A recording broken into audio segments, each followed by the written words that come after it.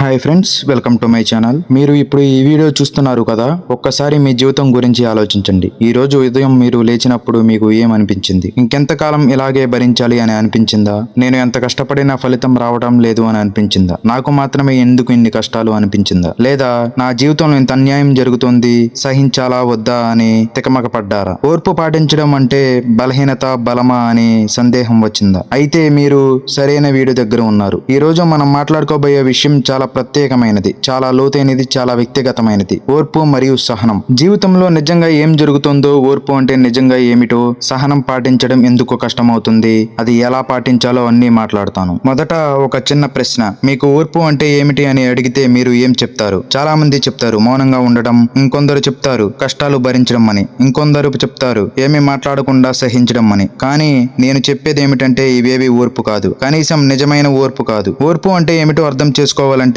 మొదట ఒక కథ వినాలి. ఒక రైతు మరియు విత్తనం. ఒక రైతు ఉన్నాడు, చాలా పేద రైతు, కానీ పని విషయంలో చాలా నిశ్శబ్దంగా గలవాడు. ప్రతిరోజు తెల్లవారుజామున 4 గంటలే లేచేవాడు, పొలానికి వెళ్లేవాడు, నేలను దున్నేవాడు, విత్తనాలు నాటేవాడు, వేసవి ఎండలో చెమటలు కక్కేవాడు, వర్షాకాలంలో తడిసేవాడు, శీతాకాలంలో చలికి వణికేవాడు. ఒకరోజు పక్కింటి వ్యక్తి వచ్చాడు. అన్నాడు, అన్నా, నువ్వు ఒక నెల నుంచి పని చేస్తున్నావు, కానీ నీ పొలంలో ఇంకా మొలకలు కూడా రాలేదు, నీ కష్టం అంతా వ్యర్థమేమో అని అన్నాడు. రైతు నవ్వాడు, ఏమీ మాట్లాడలేదు, మళ్ళీ పనిలోకి వెళ్ళాడు. 2 వారాల తర్వాత ఆ వ్యక్తి మళ్ళీ వచ్చాడు. ఇలా అన్నాడు, అన్నా, ఇంకా ఏమీ రాలేదు, విత్తనాలు పాడైపోయామేమో, వేరే పొలంలో పని చేయి, ఇది వృధా కాలం అని అన్నాడు. రైతు మళ్ళీ నవ్వాడు, ఏమీ మాట్లాడలేదు. నెల గడిచింది, 2 నెలలు గడిచాయి. 3వ నెలలో పొలంలో చిన్న చిన్న పచ్చని మొలకలు కనిపించాయి. 4వ నెలకు పంట విస్తరించింది. 5వ నెలకు ఆ రైతు ఆ ఊళ్ళో అందరికంటే ఎక్కువ పంట పండించాడు. అప్పుడు పక్కింటి వ్యక్తి వచ్చి అడిగాడు, అన్నా, నేను అన్ని నిరుత్సాహపరిచాను, నువ్వు ఎలా ఆపుకున్నావు?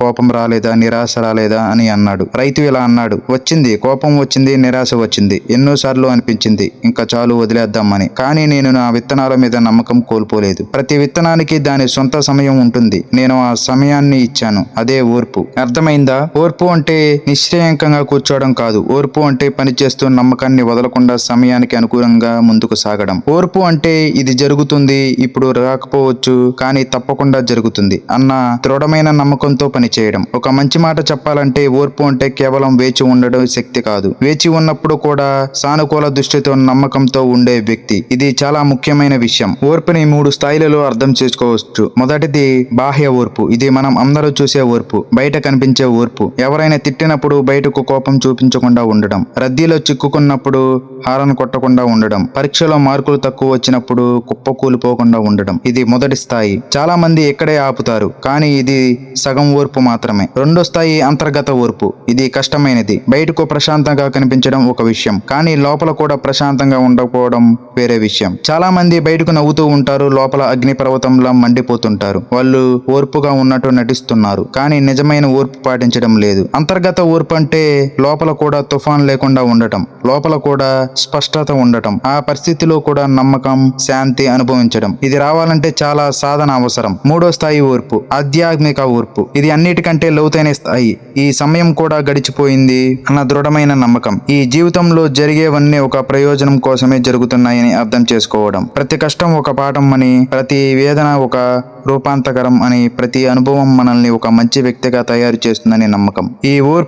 ఈ స్థాయి ఓర్పు మహాత్ములలో, గొప్ప నాయకులలో కనిపిస్తుంది. ఇది రోజు అభ్యాసం చేయడం ద్వారా మాత్రమే వస్తుంది. ఇప్పుడు చాలా ఆసక్తికరమైన విషయం చెప్పాలనుకుంటున్నాను. మన మెదడులో 2 రకమైన భాగాలు ఉంటాయి. మొదటిది మన భావావేశ కేంద్రం. భయం, కోపం, ఆతురత ఇక్కడ నుండి వస్తాయి. ఇది తక్షణ స్పందన ఇస్తుంది, ఇప్పుడే, వెంటనే, లేకపోతే అయిపోతుంది అని అరిచేది ఇదే. రెండవది మనం ఆలోచన కేంద్రం. తర్కం, ప్రణాళిక, దీర్ఘకాలిక ఆలోచన ఇక్కడ జరుగుతుంది. ఆగు, ఆలోచించు, ఏది నిజంగా ముఖ్యమో చూడు అని చెప్పేదే ఇదే. ఓర్పు అంటే భావావేశ కేంద్రాన్ని నియంత్రించి ఆలోచన కేంద్రాన్ని చేతన చేయడం. ఇది విజ్ఞానం, ఇది నిజం. జంతువులు భావావేశ కేంద్రం మీదే బతుకుతాయి. వేట వస్తే వెంటనే పరిగెత్తడం, ఆకలి అయితే వెంటనే తినడం, తక్షణ స్పందన. కానీ మనిషికి ఆలోచన కేంద్రం ఉంది. మనిషి ఆగగలడు, ఆలోచించగలడు, నియంత్రించగలడు.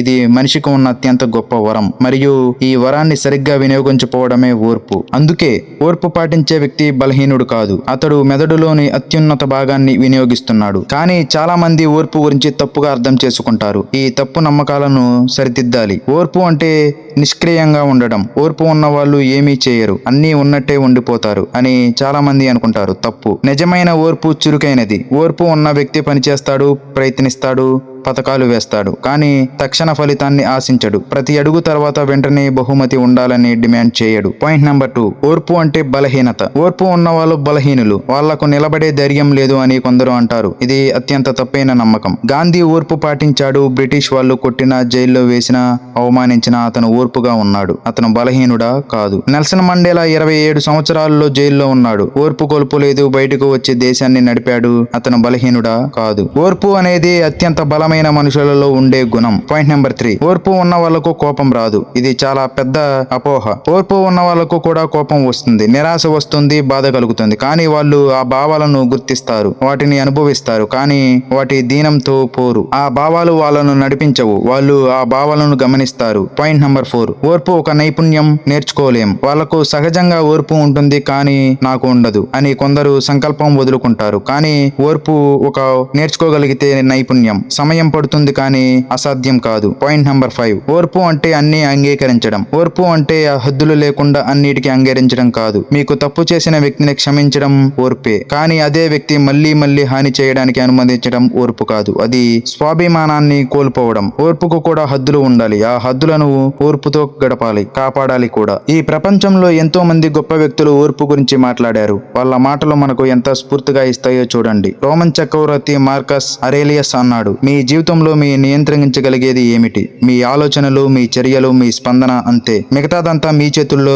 లేదు. మీకు నియంత్రణ లేని దాని గురించి ఆందోళన చేసుకోవడం మానండి. మీకు నియంత్రణ ఉన్నది మీద దృష్టి పెట్టండి. ఇది ఓర్పు యొక్క మూల సిద్ధాంతం. మహాత్మా గాంధీ ఇలా అన్నారు, మొదట వాళ్ళు మిమ్మల్ని పట్టించుకోరు, తర్వాత వాళ్ళు మీ మీద నవ్వుతారు, తర్వాత వాళ్ళు మీతో పోరాడతారు, తర్వాత మీరు గెలుస్తారు. ఇది ఓర్పు యొక్క ప్రయాణం. బుద్ధుడు ఇలా అన్నాడు, మీ శత్రువు మీకు చేసే హాని కంటే మీ కోపం మీకు ఎక్కువ హాని చేస్తుంది. ఓర్పు మీకు ఇచ్చే లాభం కంటే ఎక్కువ మీ శత్రువు మీకు ఎప్పటికీ ఇవ్వలేడు. ఇది ఎంత గంభీరంగా ఉంది చూడండి.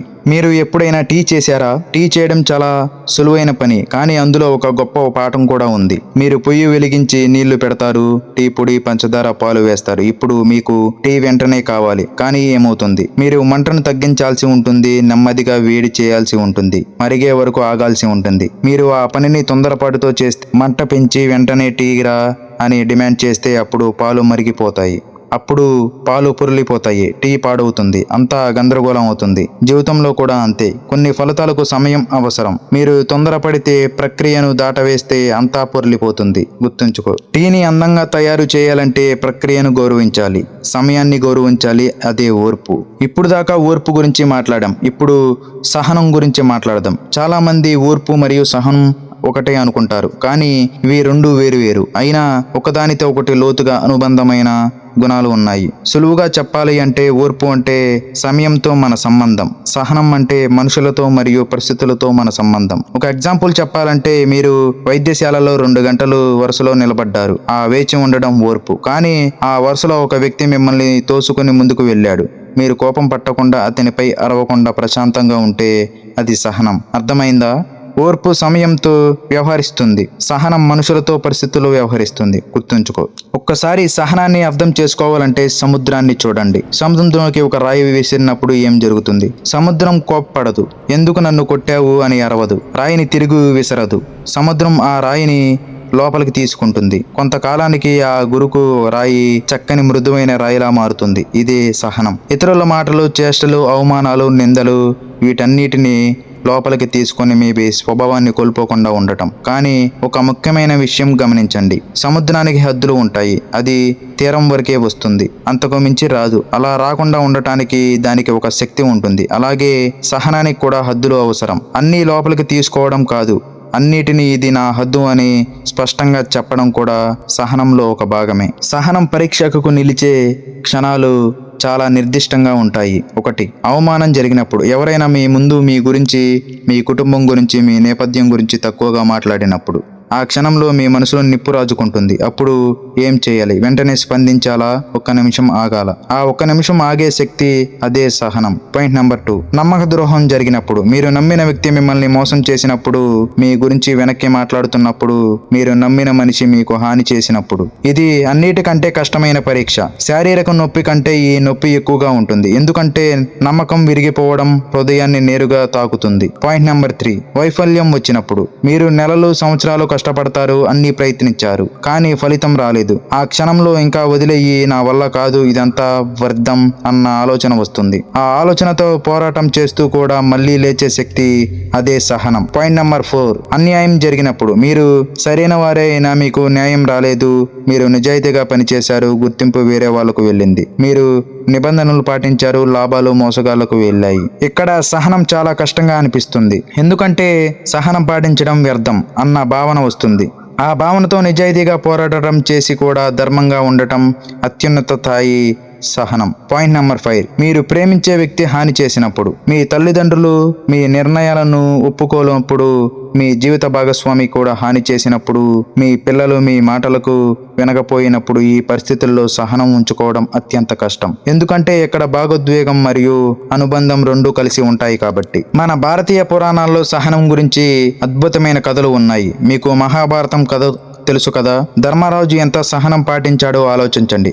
అతను రాజ్యం కోల్పోయాడు, భార్య అవమానానికి గురైంది, 12 సంవత్సరాలు అరణ్యవాసం, 1 సంవత్సరం అజ్ఞాతవాసం అన్నీ భరించాడు. కానీ అతను ఆ సమయంలో ధర్మాన్ని వదలలేదు, సత్యాన్ని వదలలేదు. అతని సహనం అతనిని నాశనం చేయలేదు, అతన్ని మెరుగుపరిచింది. అదే సహనం యొక్క నిజమైన శక్తి. సహనం మీకు కొత్త రూపాన్ని ఇస్తుంది, మీ కఠినమైన అంచులను మృదువు చేస్తుంది, మీలో ఉన్న మాలిన్యాలను కాల్చివేస్తుంది, మీలో బంగారాన్ని మాత్రమే మిగిలిస్తుంది. గుర్తుంచుకో. మీకు ఒక వైజ్ఞానిక విషయం చెప్పాలి. మనం కోపపడినప్పుడు, సహనంతో కోల్పోయినప్పుడు మన శరీరంలో ఒత్తిడి రసాయనాలు విడుదలవుతాయి, రక్తపోటు మెరుగుపడుతుంది, హృదయ స్పందన వేగమవుతుంది, కండరాలు బిగుసుకుంటాయి, జీవనక్రియ ముందుగిస్తుంది. ఒకసారి ఇలా అయినా పర్వాలేదు, కానీ రోజువారీ ఇలా జరిగితే హృదయ సమస్య, మధుమేహం, రోగనిరోధక శక్తి తగ్గడం, నిరాశ వాస్తవానికి పరిశోధనలు చెప్తున్నాయి. అంటే సహనం కోల్పోవడం మీ జీవితాన్ని తక్కువ చేయడమే కాదు, మీ శరీరాన్ని నాశనం చేస్తుంది. దీనికి విరుద్ధంగా మీకు సహనం పాటించినప్పుడు, ప్రశాంతంగా ఉన్నప్పుడు ఆనంద హార్మోన్లు విడుదలవుతాయి. ఇవి మీ రోగనిరోధక శక్తిని బలపరుస్తాయి, మీ ఆలోచన మెరుగుపరుస్తాయి. అంటే సహనం పాటించడం మీ ఆరోగ్యానికి మెరుగుపరుస్తుంది. ఇప్పుడు చెప్పండి, సహనం పాటించడం బలహీనత లేదా తెలివితేటల? ఇప్పుడు ఒక నిజాయితీ అయిన ప్రశ్న అడుగుతాను. ఓర్పు మంచిది అని తెలుసు, సహనం అవసరం అని కూడా తెలుసు, కానీ అభ్యాసం చేయడం ఎందుకో కష్టంగా అనిపిస్తుంది. ఈ ప్రశ్నకు నిజాయితీ అయిన జవాబు ఇవ్వాలంటే మనం కొన్ని లోతైన కారణాలు అర్థం చేసుకోవాలి. 1, మన మెదడు పరిణామ క్రమంలో తక్షణ ఫలితాలను ఇష్టపడేలా తయారైంది. లక్షల సంవత్సరాల పరిణామంలో మన పూర్వీకులకు తక్షణ నిర్ణయాలు తీసుకోవడం జీవనాత్మక సమస్య. పులి వస్తే వెంటనే పరిగెత్తడం, ఆహారం కనిపిస్తే వెంటనే తినడం. ఆ అలవాటు మన ఆధునిక మెదడులో కూడా ఉంది. అందుకే మనకు తక్షణ ఫలితాలు కావాలి, నిరీక్షించడం కష్టంగా అనిపిస్తుంది. ఇప్పుడే కావాలి, ఆలస్యం ఎందుకు అనిపిస్తుంది. ఈ తక్షణ ఫలిత సంస్కృతి మనల్ని అసహనంగా మార్చింది. అందుకే ఓర్పు కష్టంగా అనిపిస్తుంది, మన మెదడును మళ్ళీ శిక్షించాల్సి వస్తుంది. 2, మనల్ని పెంచిన వాతావరణం. మీరు ఎలాంటి వాతావరణంలో పెరిగాలో మీ ఓర్పు అలా ఉంటుంది. మీ ఇంట్లో పెద్దవాళ్ళు ఎప్పుడు వెంటనే స్పందించే వాళ్ళైతే, కోపం, అరుపులు సర్వసాధారణమైతే మీకు కూడా అదే నేర్చుకుంటారు. మీ పాఠశాలలో, కళాశాలలో, స్నేహితుల గుంపుల్లో త్వరగా నిర్ణయం తీసుకో, వేగంగా ఫలితాలు చూపించు అని ఒత్తిడి ఉంటే మీ ఓర్పు అసభ్యం చేయడం నేర్చుకోలేదు. ఇది మీ తప్పు కాదు, కానీ దీన్ని మార్చుకోవాల్సిన బాధ్యత మీదే ఉంది.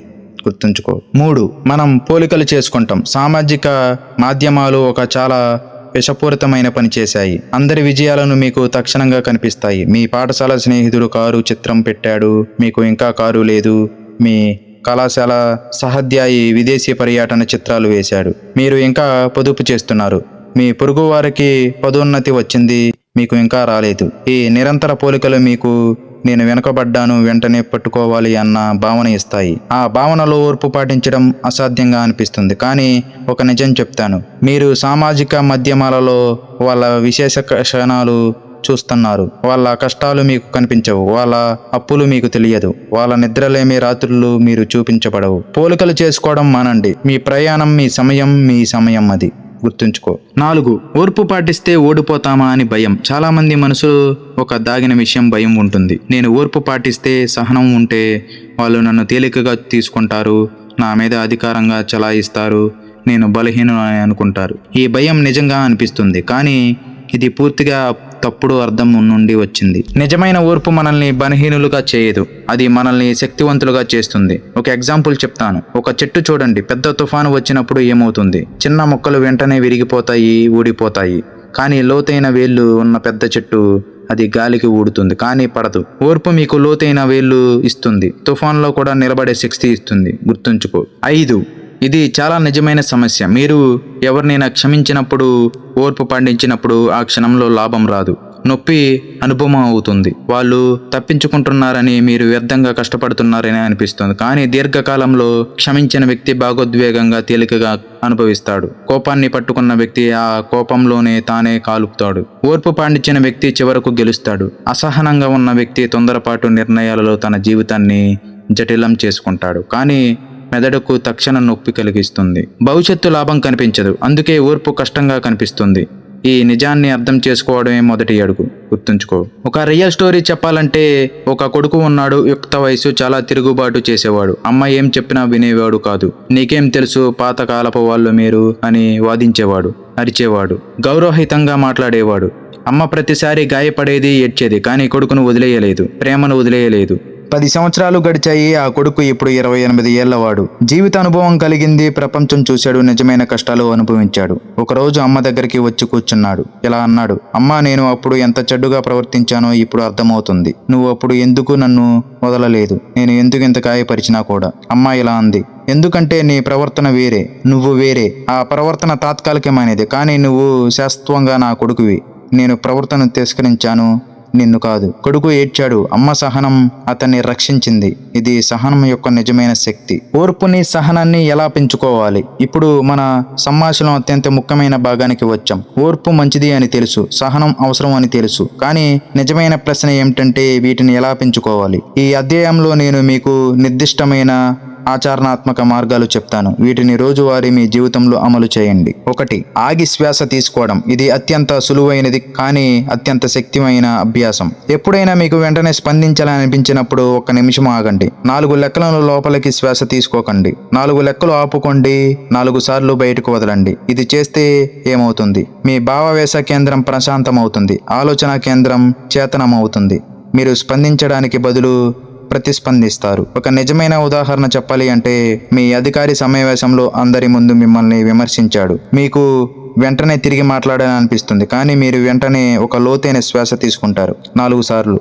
మళ్ళీ ఒక్కసారి, తరువాత ప్రశాంతంగా, వృత్తిపరంగా స్పందిస్తారు. ఆ యొక్క శ్వాస మీ ఉద్యోగాన్ని రక్షించింది. గుర్తుంచుకో. 2. 10 నిమిషాల నిబంధన. ఏదైనా ఉద్యోగభరిత స్థితిలో తక్షణ నిర్ణయం తీసుకోకండి. 10 నిమిషాలు వేచి ఉంటా, తర్వాత నిర్ణయిస్తా అని మీకు మీరు మాట ఇవ్వండి. ఆ 10 నిమిషాలలో ఆ పరిస్థితి గురించి రాయండి. కాగితంపై మీరు అనుభవిస్తున్నది రాయండి. మీరు ఎందుకు స్పందించాలనుకుంటున్నారో రాయండి. 10 నిమిషాల తర్వాత దాన్ని చదవండి. 90% పరిస్థితుల్లో ఆ స్పందన అవసరం లేదని అర్థమవుతుంది. మిగిలిన 10%లో మీరు ప్రశాంతంగా ఆలోచించి ప్రతిస్పందించగలరు. 3. దృష్టి మార్చుకోవడం. ఏదైనా పరిస్థితిలో మీకు చిరాకు వచ్చినప్పుడు ఈ ప్రశ్న వేసుకోండి. 5 సంవత్సరాల తర్వాత ఈ పరిస్థితి ముఖ్యంగా అనిపిస్తుందా? చాలా పరిస్థితులకు జవాబు లేదు. రద్దీలో చిక్కుకున్నారు. 5 సంవత్సరాల తర్వాత ఇది ముఖ్యమవుతుందా? లేదు. ఎవరైనా మీకు అగౌరవం చేశారు. 5 సంవత్సరాల తర్వాత వాళ్ళ అభిప్రాయం ముఖ్యమవుతుందా? బహుశా లేదు. పరీక్షల్లో నెగ్గలేదు. 5 సంవత్సరాల తర్వాత ఇది ఒక అనుభవంగా మాత్రమే కనిపిస్తుంది. ఈ దృష్టి మార్పు మీకు సహజంగానే ప్రశాంతత ఇస్తుంది. ఇప్పుడు మనం చాలా సున్నితమైన మరియు ముఖ్యమైన అంశానికి వస్తున్నాం. అనుబంధాలతో ఓర్పు మరియు సహనం. మీ జీవితంలో అన్ని కష్టాలు ఒకే చోట నుండి వస్తాయి, అంటే అది అనుబంధాలు. మీ కుటుంబంలో ఉద్విగ్నత, మీ జీవిత భాగస్వామితో వైరుధ్యం, మీ స్నేహితులతో అపార్థం, మీ సహచరులతో ఘర్షణ. ఈ సందర్భాల్లో ఓర్పు మరియు సహనం ఎలా పాటించాలి? వివాహంలో అత్యంత సాధారణ ఫిర్యాదు ఏమిటంటే వాళ్ళు మారలేదు అని. భర్త అంటాడు, నా భార్య ఎలాగే ఉంటుంది, మారదు అని. భార్య అంటుంది, నా భర్త మారడు, 10 సంవత్సరాలు అయినా అదే. ఒక ప్రశ్న అడుగుతాను, మీరు గత 10 సంవత్సరాలలో ఎంత మారారు? చాలా మంది నిజాయితీగా చెప్పలేరు. ఎందుకంటే మారడం కష్టం, అది మనకు తెలుసు. కానీ ఇతరులు మారాలని ఆశిస్తాం. అనుబంధాలతో ఓర్పు అంటే ఏమిటంటే వాళ్ళు మారే వరకు వేచి ఉండడం కాదు, వాళ్ళు ఏ వేగంతో ఎదుగుతున్నారో ఆ వేగాన్ని గౌరవించడం. ఒక అందమైన భావన ఉంది, వాళ్ళు ఉన్న చోటుకు వెళ్ళి కలవడం. మీ జీవిత భాగస్వామి ఇప్పుడు భాగోద్వేగంగా ఒక స్థాయిలో ఉన్నారు, మీరు వాళ్ళు 10 స్థాయిలు పైన ఉండాలని డిమాండ్ చేయడం న్యాయం కాదు. వాళ్ళు ఉన్న చోటుకి వెళ్ళి అక్కడ నుంచి కలిసి ఎదగడం, అదే అనుబంధంలో ఓర్పు అంటే. తల్లిదండ్రులు మరియు పిల్లలు, ఈ అనుబంధంలో ఓర్పు 2 వైపుల నుండి అవసరం. తల్లిదండ్రుల దృష్టి నుండి మీ పిల్లలు మీ కలలు నెరవేర్చడానికి పుట్టలేదు, వాళ్ళు వాళ్ళ స్వంత పరిణయంలో కోసం పుట్టారు. వాళ్ళు తప్పులు చేస్తారు, వాళ్ళు మీ ఆశలను భిన్నంగా నడుస్తారు, వాళ్ళు మీరు చెప్పింది వినరు. ఇది సహజమైనది, ఇది ప్రకృతి సిద్ధమైనది. మీరు చెప్పే ప్రతి మాట వాళ్ళు ఇప్పుడు వినకపోవచ్చు, కానీ 15 సంవత్సరాల తర్వాత మీ మాటలు వాళ్ళ జ్ఞాపకాలతో ఉంటాయి. వాళ్ళు జీవిత అనుభవం కలిగినప్పుడు మీ జ్ఞానాన్ని గుర్తిస్తారు. అందుకే కోపంతో కాదు, ప్రేమతో మాట్లాడండి, బలవంతం కాదు, ఆదర్శం చూపించండి. పిల్లల దృష్టి నుండి, మీ తల్లిదండ్రులు పాతకాలం వాళ్ళు అనిపిస్తుందా? వాళ్ళు మీ ఎంపికలను అర్థం చేసుకోరని చిరాకు వస్తుందా? ఒక్క నిమిషం ఆలోచించండి. వాళ్ళు పూర్తిగా వేరే ప్రపంచంలో పెరిగారు, వాళ్ళ భయాలు నిజమైనవి, వాళ్ళ ఆందోళనలు నిజమైనవి. వాళ్ళు మీకు హాని చేయాలని చెప్పడం లేదు, వాళ్ళు మీకు సురక్షితంగా ఉండాలని భయంతో ఉన్నారు అని చెప్తున్నారు. వాళ్ళతో వాదించకుండా వాళ్ళ దృష్టిని వినండి, అది వాళ్లకు గౌరవంగా అనిపిస్తుంది. మీ అభిప్రాయాలు కూడా వాళ్ళు మరింత శ్రద్ధగా వింటారు. గుర్తుంచుకో. ఇంకోటి, స్నేహితులపై మనకు ఎక్కువ ఆశలు ఉంటాయి, ఎందుకంటే వాళ్ళతో మన భాగోద్వేగ పెట్టుబడి చేస్తాం. కానీ స్నేహితులు కూడా మనుషులే, వాళ్లకు వాళ్ళ సమస్యలు ఉంటాయి, వాళ్ళ చెడు రోజులు ఉంటాయి, వాళ్ళకు కూడా తప్పులు చేస్తారు. స్నేహంలో ఓర్పు అంటే వాళ్ళు నిమగ్నంగా ఉన్నప్పుడు అర్థం చేసుకోవడం, వాళ్ళు తప్పు అయినప్పుడు నిజాయితీగా ప్రేమతో చెప్పడం, వాళ్ళు వైఫల్యంలో ఉన్నప్పుడు పక్కన ఉండటం, వాళ్ళు విజయంలో ఉన్నప్పుడు నిజంగా సంతోషపడటం. వాటితో ఏది సులువు కాదు, కానీ ఇవే నిజమైన స్నేహానికి నిర్మిస్తాయి. మీకు ఒక విషయం చెప్పి ముగిస్తాను. మీ జీవితం అత్యంత విలువైనది, మీ ప్రయాణం అత్యంత ప్రత్యేకమైనది, మీ సమయం సంపూర్ణంగా ఉంది. మీరు ఇప్పుడు ఉన్న దశ సరిగ్గా మీరు ఉండవలసిన చోట ఉన్నారు. ఓర్పు వదలకండి, సహనం కోల్పోకండి. మీరు ఎదుగుతున్న ప్రతి క్షణం మీ అందమైన సీతాకోకచిలుక రెక్కల బలాన్ని కనిపిస్తుంది. ఒకరోజు మీరు ఎదుగుతారు, అందులో నాకు ఏమాత్రం సందేశం లేదు. జాగ్రత్తగా ఉండండి, ఓర్పు పాటించండి, సహనం వదలకండి, ముందుకు సాగండి. ఆలోచించే మనసు ఉన్న వాళ్లకు ఈ ప్రపంచంలో ఎప్పటికీ చోటు ఉంటుంది, తెలుసుకోండి. ఈ వీడియో మీకు నచ్చినట్లయితే లైక్ చేయండి, షేర్ చేయండి. ఇలాంటి మరిన్ని వీడియోస్ కోసం మన ఛానల్ని సబ్స్క్రైబ్ చేయండి. ఇలాంటి మంచి వీడియోతో మళ్ళీ కలుద్దాం. Thank you.